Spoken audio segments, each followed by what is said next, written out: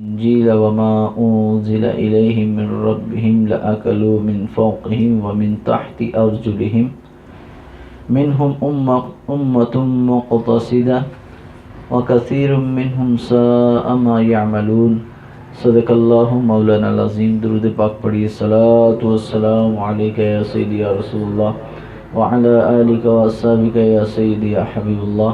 الصلاۃ والسلام علیک یا سیدی یا شفیع المذنبین وعلی آلک واصحابک یا سیدی یا رحمت للعالمین۔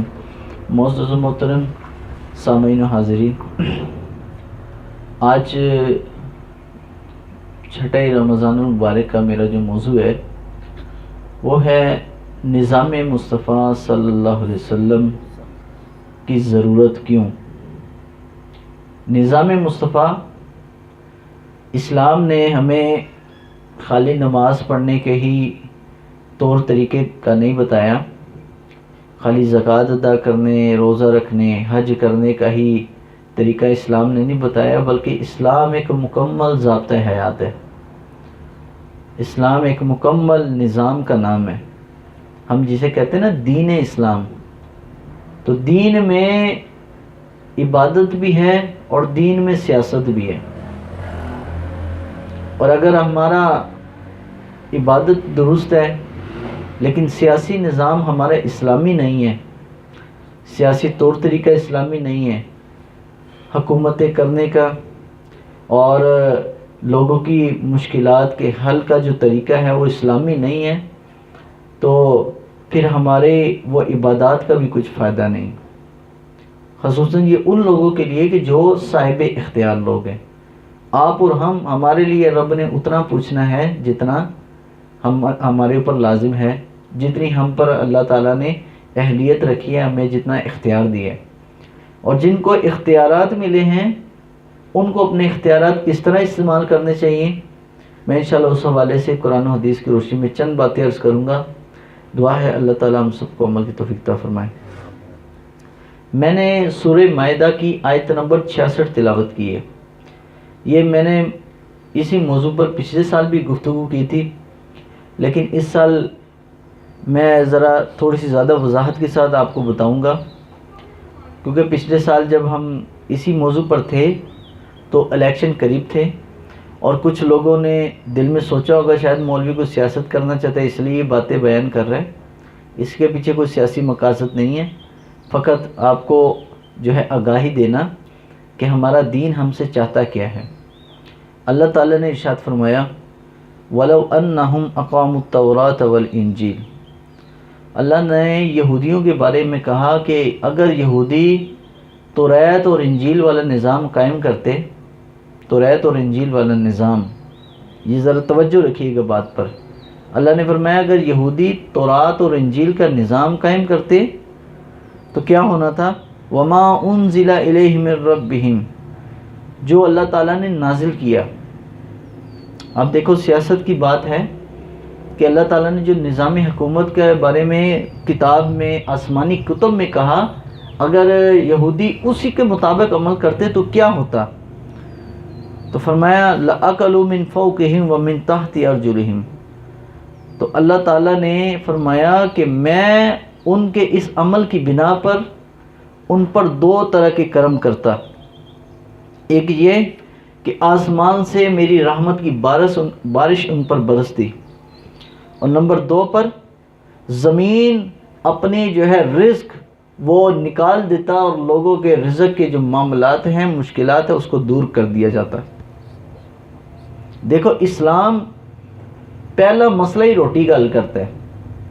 آج دنیا کے اندر تقریباً 3 نظام چل رہے ہیں، نظام حکومت 3 طرح کے۔ ایک صدارتی نظام ہے، میں آپ کو اسلام کی روشنی میں بتاؤں گا، یہ کوئی سیاسی بات نہیں، بعد میں پیچھے غیبتیں نہ کرنا یار مولوی کی نہیں ہے سیاسی گلا لے کے بیٹھ گئے، لیکن میں اسلام کی روشنی میں آپ کو بتا رہا ہوں۔ ایک صدارتی نظام ہے، ایک یہی آپ کی جمہوریت ہے جسے آپ کہتے ہیں، جس میں وزیر اعظم ہوتا ہے، اور نمبر 3 پر بادشاہت ہے۔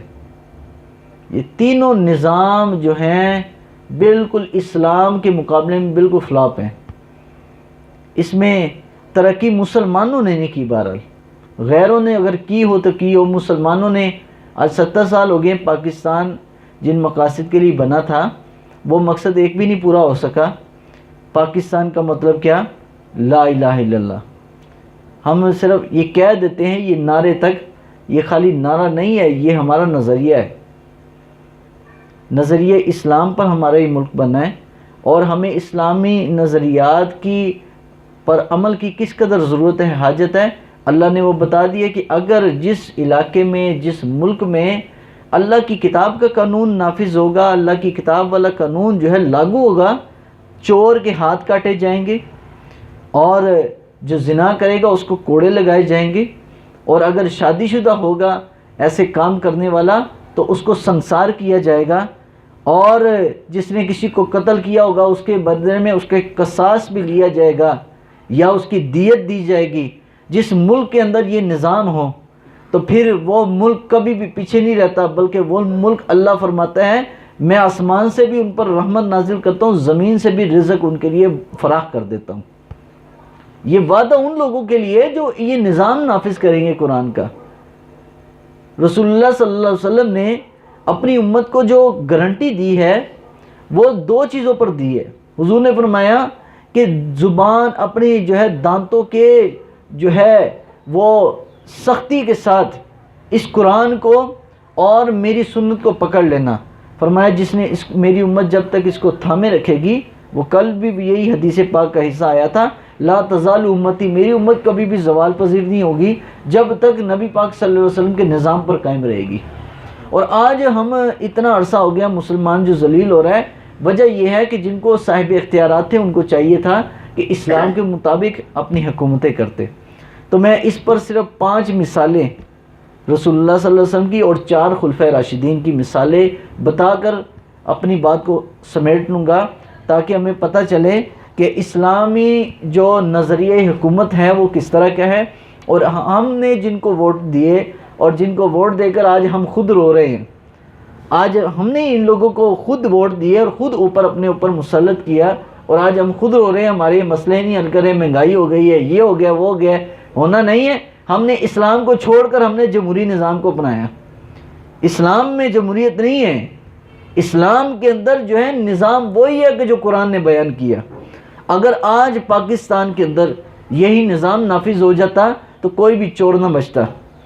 آج قاضی کے پاس، جج کے پاس، چیف جسٹس کے پاس اتنے اختیارات ہوتے کہ وہ ہر چور کو لٹکا دیتا چوک پر، لیکن ایسا نہیں ہے۔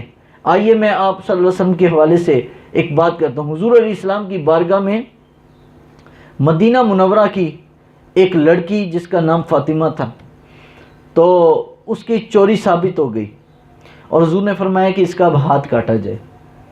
عورت تھی، لڑکی تھی، نام بھی فاطمہ تھا۔ تو نبی علیہ السلام کی بارگاہ میں اس قبیلے کے بڑے سردار آئے اور آ کر عرض کیا کہ یہ ہمارے قبیلے کی لڑکی ہے، تو آپ لہٰذا ایسے کریں کہ اس کو چھوڑ دیں، ہم آپ کی بارگاہ میں سفارش کرتے ہیں۔ نبی علیہ السلام نے کیا فرمایا، آگے سے سنو۔ یہ ہے اسلام، یہ ہے دین کا نظام، آج جس کو ہم بھول بیٹھے ہیں۔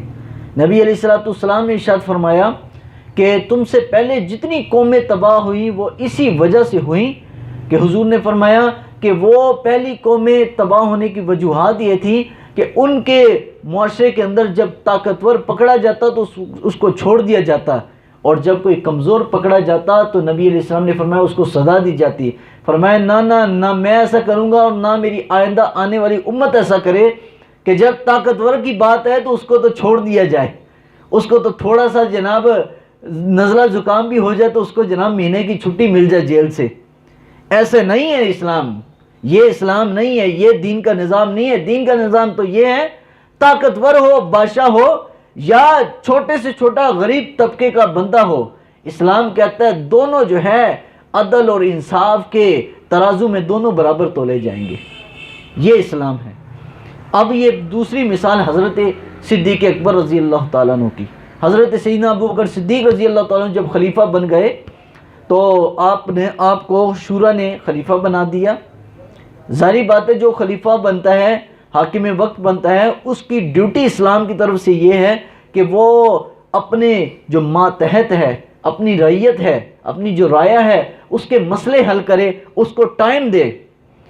تو حضرت صدیق اکبر خلیفہ بن کے اگلے دن صبح وہ بازار مدینہ کے چلے گئے اور سر پہ گٹی اٹھائی ہوئی ہے اور طرح طرح کے جناب اپنی مزدوری کے لیے وہ نکل گئے مدینہ کے بازار میں. تو حضرت عمر نے دیکھا کہ مدینہ کے بازار میں کھڑے ہیں اور مزدوری کا انتظار کر رہے ہیں, کہیں سے کوئی کام کے لیے کو بلائے تو میں چلا جاؤں. تو حضرت عمر بن خطاب رضی اللہ تعالیٰ عنہ آپ نے ان سے کہا, حضرت امیر المومنین سیدنا صدیق اکبر سے فرمایا کہ آپ خلیفہ وقت بن گئے ہیں اور آپ مدینہ کے بازار میں مزدوری کرنے آئے ہیں. صدیق اکبر نے فرمایا کہ یار عمر, بات یہ ہے میری کوئی جائیدادیں اور پراپرٹیاں تو نہیں ہیں کہ میں خلیفہ وقت بننے کے بعد میں بالکل آزاد ہو جاؤں, میں کوئی کام بھی نہ کروں اور مجھے جناب بنا بنایا اور تیار شدہ پیسہ بھی ملے اور کھانا پینا بھی ملے, میں اپنی بیوی بچوں کے لیے کہاں سے کماؤں گا. تو حضرت عمر بن خطاب نے اسی وقت صحابہ کی جو شورا تھی, جو صحابہ کی پارلیمنٹ, مسجد نبوی میں پارلیمنٹ صحابہ کی لگی اور بڑے صحابہ جو 7 صحابہ تھے ان کو حضرت عمر نے بلایا اور کہا کہ یار یہ ہمارے امیر المومنین ہیں, ہمارے خلیفہ بن گئے ہیں صدیق اکبر, تو انہوں نے اگر رائے کو ٹائم دیں گے تو یہ اپنی بیوی بچوں کے نان و نفقے کے لیے کچھ کما نہیں سکیں گے, تو لہٰذا آپ ایسے کرو کہ ان کے لیے تنخواہ کا انتظام کرنا ہے, ان کا وظیفہ لگائیں. تو لہٰذا آپ سب رائے دیں کہ ابو بکر صدیق رضی اللہ تعالیٰ جو خلیفہ بن گئے ان کا وظیفہ کتنا لگایا جائے. یہ اسلام کا نظام ہے. سنیے, کسی نے کہا 10 درہم, کسی نے 20 درہم, اور ہر کسی نے اپنی اپنی رائے دی. تو سیدنا ابو بکر صدیق رضی اللہ تعالیٰ سب کی بات سن کر آخر میں کہا اگر اجازت دیں تو میں کچھ بات کہہ دوں. تو حضرت عمر نے کہا کہ جی بالکل, آپ امیر المومنین, آپ بھی اپنی رائے دیں. تو حضرت ابو بکر صدیق نے جو جملہ کہا وہ سونے کے پانی کے ساتھ لکھنے والا ہے, سنہری حروف میں وہ جملے لکھنے والے ہیں. صدیق اکبر نے فرمایا کہ لوگوں, بات یہ ہے کہ میں اگر خلیفہ وقت بن گیا اور میری جتنی تم تنخواہیں بتا رہے ہو اگر مجھے یہ ملے تو یاد رکھو مدینہ کا جو کمزور مزدور ہے وہ اتنا کمائی نہیں کرتا, لہٰذا میری تنخواہ اتنی ہو جتنا مدینہ کا ادنا جو ہے مزدور کماتا ہے. میں چاہتا ہوں میری تنخواہ مدینہ کے مزدور جتنی ہو, تاکہ جتنا مزدور پر مشکل اور معاشی پریشانی آتی ہے مجھ پر جب آئے گی تو مجھے غریبوں کا بھی خیال ہوگا. تو حضرت ابو بکر صدیق رضی اللہ تعالیٰ عنہ کا جب وصال کا وقت آیا تو آپ کے پاس بیت المال کا وہ پیالہ اور کچھ سامان بیت المال کا موجود تھا. آپ نے وہ لکھوایا اپنے بیٹے کو اور فرمایا کہ یہ جو صحابہ کی شورا ہے, اب ابو عبیدہ بن الجراح, عمر فاروق, عثمان غنی, علی المرتضیٰ جیسے جلیل القدر صحابہ موجود ہیں, لہٰذا یہ سارا سامان بیت المال کا ان کو دیا جائے تاکہ میں اپنی قبر میں جب رسول اللہ کا سامنا کروں تو میرا جو ہے دامن بالکل گناہوں سے پاک ہو, میں کسی کا حق لے کر نہیں جانا چاہتا. اب یہ حضرت عمر کی بات سنیے. حضرت سیدنا عمر بن خطاب رضی اللہ تعالیٰ عنہ جب آپ خلیفہ بنے تو ہر روز آپ کو معلوم ہے, بڑا مشہور واقعہ ہے کہ آپ مدینہ منورہ کی گلیوں میں گھوما کرتے تاکہ کسی غریب کو کوئی پریشانی ہو, کوئی پریشان ہو تو حضرت عمر اس کی مشکل کو حل کر دیا کریں. ایک دن ایسا ہوا کہ 2 گلیاں رہ گئیں مدینہ کی, بقایا پوری رات سب گلیوں میں پھر گئے, راتیں چھوٹی تھیں تو 2 گلیاں رہ گئیں. فجر کا ٹائم ہو گیا تو آپ فجر کی نماز کے بعد اپنے چہرے پر نقاب کیے, چہرے کو چھپائے چادر سے, آپ جو ہے مدینہ کی انہی گلیوں میں چلنے پھرنے لگ پڑے. حتیٰ کہ دیکھا کہ مدینہ کی ایک گلی میں سائڈ پر ایک جھونپڑی لگی ہے اور ایک مائی بوڑھی عورت وہ بڑی پریشان ہے. تو حضرت عمر رضی اللہ تعالیٰ نے چونکہ چادر سے منہ ڈھانپا ہوا تھا تو آپ اس عورت کے پاس گئے, اس بڑھیا کو پوچھا بڑی پریشان لگتی ہو, مجھے اندر آنے کی اجازت ہے؟ اس نے کہا نہیں, تو مجھے اندر جھونپڑی کے اندر آنے کی اجازت نہیں ہے. کہا نہیں, مجھے آنے کی اجازت دو, میں نے تمہارا حال و احوال لینا ہے. اس نے کہا حال و احوال کے لیتے ہو, اللہ عمر کو پوچھے گا کہ میں یہاں پر غریبی کی حالت میں, شوہر بھی میرا فوت ہو گیا, بچے بھی میرے کوئی نہیں ہیں, دنیا میں میرا آگے پیچھے کوئی نہیں ہے پوچھنے والا, تو میں اس غریبی کے عالم میں اتنی پریشانی میں 3 دن ہو گیا میں نے کھانا نہیں کھایا, تو اللہ قیامت کو عمر سے پوچھے گا. تو حضرت عمر بن خطاب رضی اللہ جنہوں نے چہرہ ڈانپا ہوا تھا تو آپ نے اس بڑھیا سے جا کے کہا کہ بات یہ ہے کہ عمر بھی ایک کمزور آدمی ہے تو وہ اتنا ٹائم ہر کسی کو نہیں دے سکتا. تو اس بوڑھی نے کہا کہ عمر کو بھی چاہیے کہ اگر وہ بادشاہت کرتے ہوئے اپنی رعایا کا خیال نہیں رکھ سکتا تو اس کو چاہیے وہ بادشاہت ہی چھوڑ دے. حکمران وقت کو لازم ہے. اس لیے حضرت عمر نے فرمایا نا کہ اگر فرات کے کنارے بھی کوئی کتا بھی پیسہ مر جاتا ہے تو قیامت کو عمر سے پوچھا جائے گا. یہ نظام مصطفیٰ ہے, یہ رسول اللہ کا نظام حکومت ہے جو حضور نے اپنے صحابہ کو دیا. اور آج کیا ہے, مسلمان جناب مہنگائی کی چکی میں پس گیا, مر گیا, لوگوں کے گھر برباد کر دیے گئے, لیکن یہاں کوئی پوچھنے والا نہیں ہے. یہاں ہر کوئی کہتا ہے نہیں میری سیاست چمکے. یہاں تو اپنے ووٹ بڑھانے کے لیے برادری کا وہ بندہ بڑا بندہ چنا جاتا ہے جس کے ذریعے سے ہمیں جناب 4-5 ہزار ووٹ مل جائے. یہاں پر تو ووٹوں کی گیمنگ ہے, یہاں پر تو جناب سیاست کی گیمنگ ہے. یہاں پر جو ہے اپنی سیاست کو عبادت کے طور پر نہیں بلکہ سیاست کو پیسہ کمانے کا ذریعہ بنا دیا گیا. تو حضرت عمر بن خطاب رضی اللہ تعالیٰ عنہ جلدی سے گئے بیت المال اور راشن لیا اور اس اور بڑھیا کے جو ہے جھونپڑی وہاں پر پہنچایا اور خود حضرت عمر نے آٹا گوندا روٹی پکائی اور بڑھیا کے سامنے رکھی. تو کہا اس حضرت عمر نے, چونکہ وہ چہرے سے حضرت عمر کے واقف نہیں تھی, اس بڑھیا نے کہا کہ تو لگتا ہے کسی اچھی ماں کا بیٹا لگتا ہے, تو میں تجھے کہتی ہوں کہ جب تو عمر سے ملے تو میری شکایت کرنا. تو حضرت عمر نے کہا کہ اماں بات یہ ہے کہ میری خاطر تو عمر کو معاف کر دے. اس بڑھیا نے کہا ٹھیک ہے میں معاف تو نہیں کرنا چاہتی تھی لیکن تیری وجہ سے میں نے معاف کر دیا. تو حضرت علی رضی اللہ تعالیٰ عنہ حضرت عبداللہ بن مسعود کو حضرت عمر لے کر آئے اور ان کے سامنے بڑھیا کو بولا کہ بات یہ ہے کہ تو عمر کو تو نے معاف کر دیا ہے, اب تو یہاں پر لکھ دے کاغذ پر. اس نے کہا میں لکھ نہیں سکتی پڑھ نہیں سکتی, لکھ تو دے دستخط میں کر دوں گی. حضرت عمر رضی اللہ تعالیٰ عنہ آپ نے اس بڑھیا کے سامنے جب وہ کاغذ لے کر لکھنا شروع کیا کہ اس بڑھیا نے عمر کو معاف کر دیا اور بڑھیا نے سائن کیے اور حضرت علی المرتضیٰ کو حضرت سیدنا عمر بن خطاب نے وہ کاغذ دیا. فرمایا یار علی تو میرا دوست ہے تو ایسا کرنا جب میں دنیا سے چلے جاؤں, میں بوڑھا ہو چکا ہوں, میرے داڑھی پر جو ہے وہ سفیدی چمک گئی ہے, تو اب میں نے دنیا سے جانے کا ٹائم ہے, جب میں دنیا سے چلا جاؤں تو میرے کفن میں یہ کاغذ رکھ دینا تاکہ رسول اللہ کے سامنے مجھے شرمندگی نہ اٹھانی پڑے. یہ ہے اسلام کا نظام حکومت. تو وہ بڑھیا پریشان ہوگی کہ تم عمر ہو, تم نے مجھے بتایا کیوں نہیں. اس نے کہا بات یہ ہے میں اتنا شرمندہ تھا کہ میں اپنا آپ اگر تم سامنے بتاتا تو کہیں تو مجھے جو معاف کرنا چاہ رہی تھی کہیں تو انکار نہ کر دیتی. تو حضرت سیدنا عمر بن خطاب رضی اللہ تعالیٰ عنہ کے دور میں ایسا تھا. حضرت عثمان غنی تیسرے صحابی تیسرے خلیفہ حضرت عثمان غنی رضی اللہ تعالیٰ عنہ کے دور میں ایک بہت سارا مال غنیمت آیا تو حضرت عثمان غنی مدینہ کے لوگوں میں بانٹ رہے اور یہاں تک کہ ایک خوشبو عود جو بڑی مہنگی خوشبو ہے عود خوشبو بھی آئی تو وہ اتنی تھوڑی تھی کہ وہ سب میں تقسیم نہیں ہو سکتی تھی. تو کسی نے کہا اے عثمان اس کو تم خود ہی استعمال کر لو, لہٰذا یہ تھوڑی اتنی ہے کہ سب مسلمانوں کو نہیں مل سکتی, سب مسلمان لگا ہی نہیں اس کو سکتے, ہے بہت تھوڑی. حضرت عثمان غنی کا جملہ سنی. حضرت عثمان نے فرمایا کہ یار میں جو خلیفہ بنا ہوں وہ پیسے کمانے کے لیے اور ذات کے منافع کے لیے نہیں بنا کہ مال غنیمت سے جو کچھ ہے میں ہڑپ کر جاؤں. آج تو وزیر مشیر کہتے ہیں بیت المال بھی ہمارا ہے جناب, سارے ادارے ہمارے ہیں, سارا پاکستان ہی ہمارا ہے اور بینک بیلنس باہر بننے ہیں, یہاں صرف پیسہ کمانے کے لیے آنا ہے, کسی کے مسئلے کو حل کرنے کے لیے نہیں آنا. تو حضرت عثمان غنی نے فرمایا کہ میں اگر کوئی چیز سرکاری خزانے سے بھی استعمال کرتا ہوں تو میں اپنے جیب سے پہلے بیت المال میں پیسے ڈالتا ہوں, پھر جو ہے عوام کے پیسوں کی بنی ہوئی چیزیں میں خود استعمال کرتا ہوں.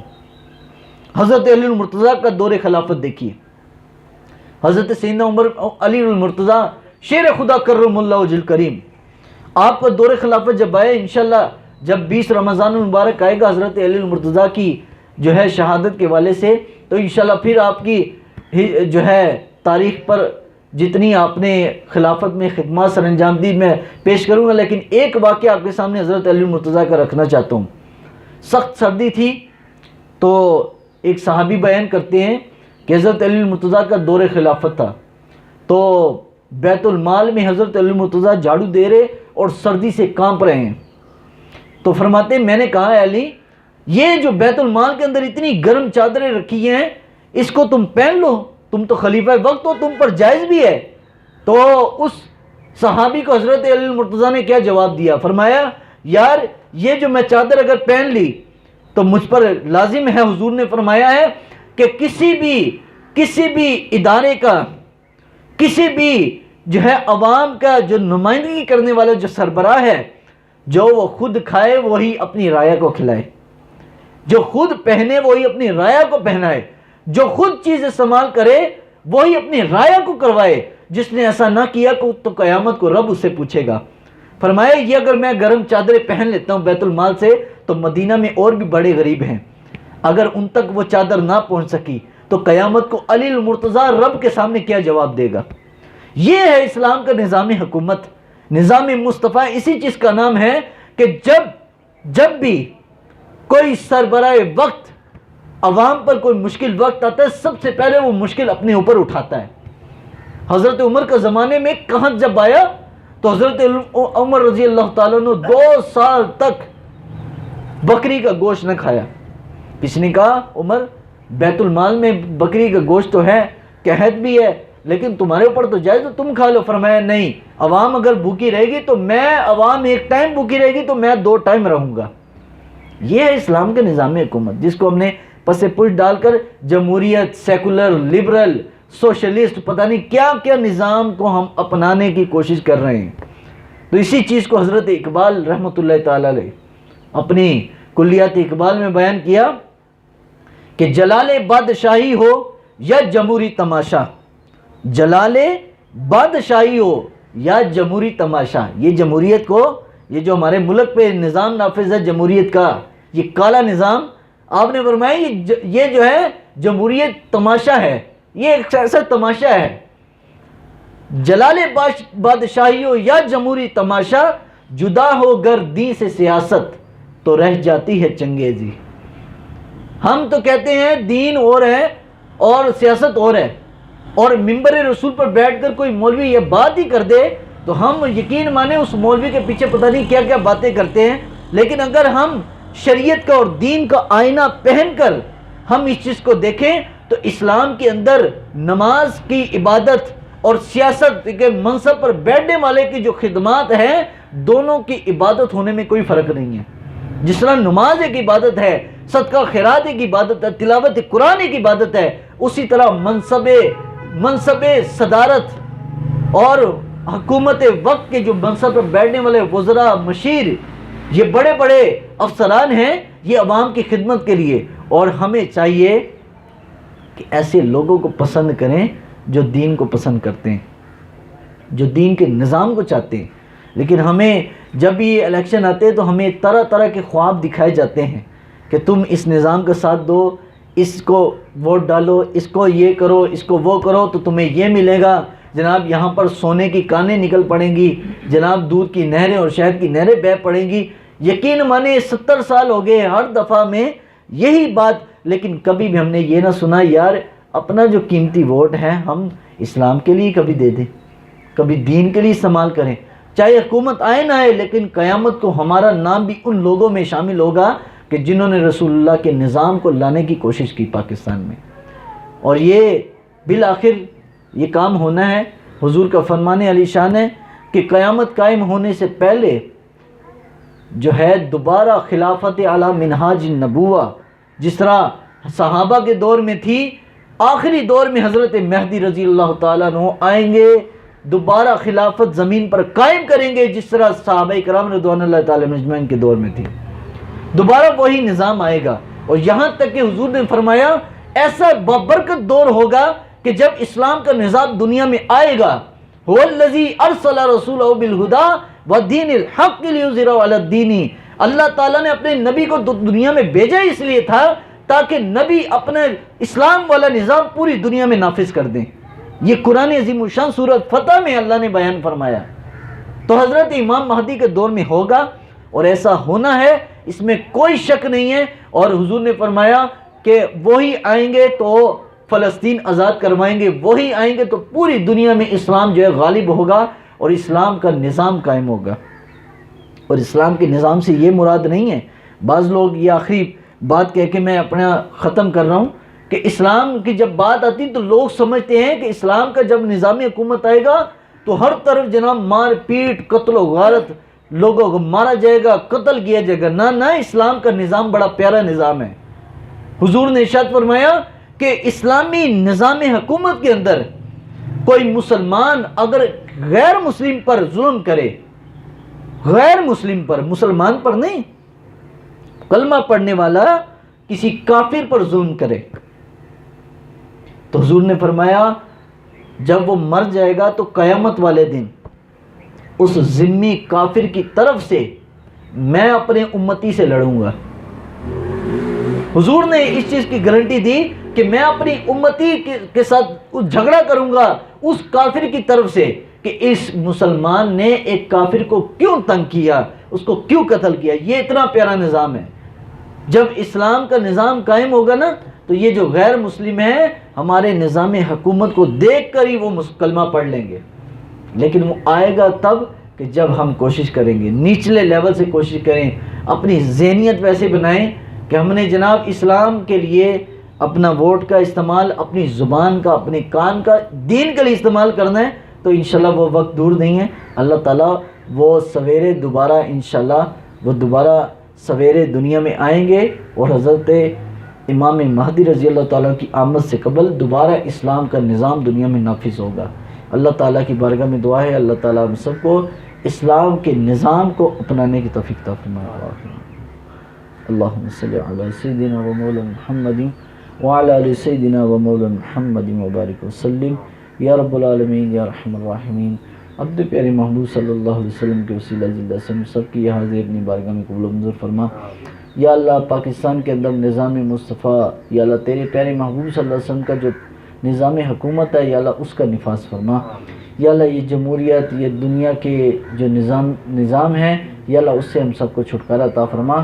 یا اللہ بے شک تیرے بتائے ہوئے اسلامی نظام حکومت میں برکات ہیں، خیرات ہیں. یا اللہ ہم نے اس کو چھوڑ کر کسی اور کو اپنایا، دوسرے نظاموں کے لیے ہم نے اپنا ووٹ دیا، ان کے لیے آوازیں اٹھائیں. یا اللہ ہمیں اپنی آواز اسلام کے لیے اٹھانے کی توفیق نصیب فرما. یا رب العالمین جتنے بھی مظلوم مسلمان ہیں ان کی غیبی مدد فرما. کشمیر، فلسطین، افغانستان، عراق، شام، برما کے مسلمانوں پر اپنا کرم و فضل فرما. یا اللہ مسجد کے جتنے بھی معاملات میں رکاوٹیں ہیں یا اللہ تو دور فرما. یا اللہ اپنے پیارے بیب کے صدقے سے جو لوگ مسجد کی خدمات سر انجام دے رہے ہیں یا اللہ ان کے مال میں، جان میں، عزت میں، آبرو میں برکت نصیب فرما. وصلی اللہ تعالی علیہ محمد.